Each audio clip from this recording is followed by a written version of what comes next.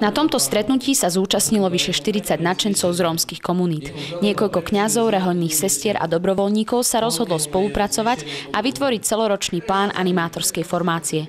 Zamerali sa v nej na prehlbovanie vzťahu s Bohom, základné pravdy našej viery a službu blížnemu. Vnímame takú veľkú potrebu, že aby samotní Rómovia boli tí, ktorí budú vlastne slúžiť aj v tých rómskych osadách a pomáhať aj kňazom, aj tým, ktorí sa tam venujú tej práci, že tá práca môže mať potom taký väčší záber a väčšiu hĺbku a účinnosť. Každý účastník má možnosť počas víkendu zažiť silu a jednotu spoločenstva.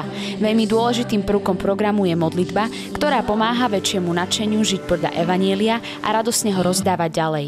Mnohí mladí už pôsobia ako animátori skupín.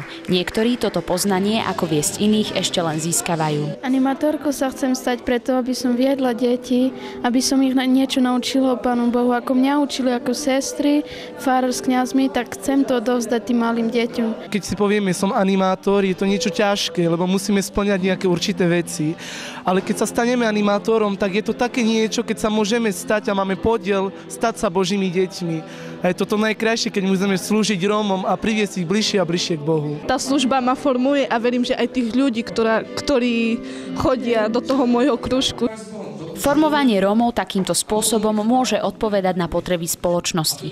A ako uvádza smernica pre pastoráciu Rómov, je prioritou a záväzkom pre cirkev do budúcna.